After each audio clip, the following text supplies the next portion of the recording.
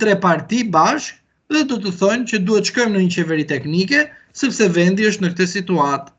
Por këtë kosto nuk do ta marrë Edi Rama, por Edi Rama do t'ia trashëgojë të tjerëve se do thotë 34 vite, unë 12 vite jam, po 34 vite kemi bërë të gjithë bashkë gjithë këto manipulime.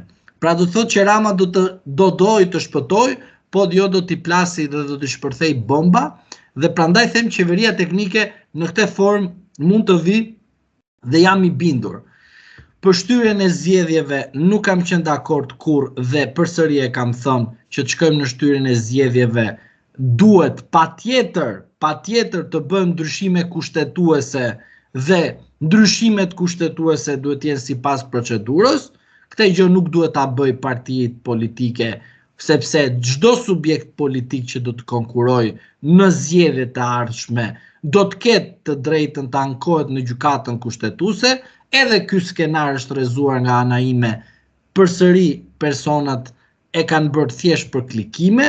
Ne nuk jemi të kësaj sfere për klikime.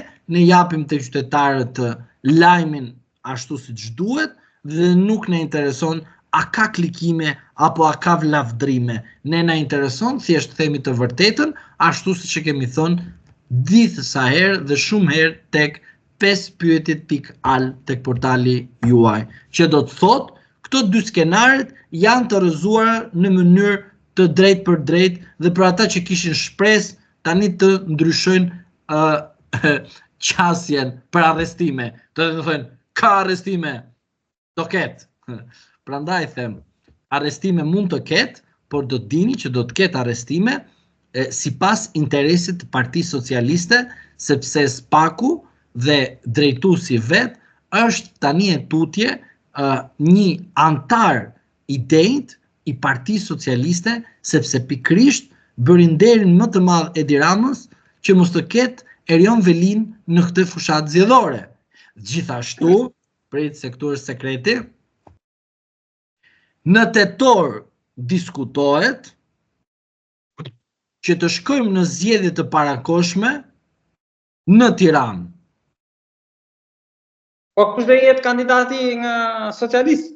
Shkojmë në Tiranë në zgjedhje parakoshme për Bashkinë e Tiranës, sepse Partia Socialiste, partia në pushtet, Erion Velin e çoi në paraburgimin e Durrësit dhe nuk pati aftësinë ta vendoste në Tiranë, i ndryshuan gjendjen civile e vendosën të jetë banor i Durrësit, që do të thotë jemi drejt zgjedhjeve parakoshme, po. Për këtë skenar jam dakord tani e tutje sepse është formalizuar. Thjesht Partia Socialiste pret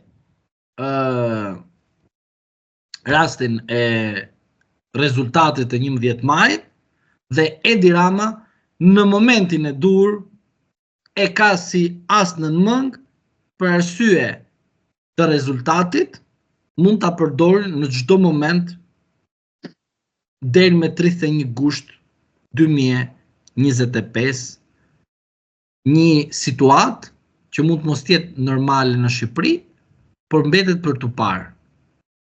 Avokat, ne do diskutojmë edhe në vazhdim, por me këtë panoramë që është deri tani, me këtë fotografim, duke parë edhe sondazhet poshtë e lartë, a më jepni dot një konkluzion tuaj sa merr shumica aktuale, sa merr opozita?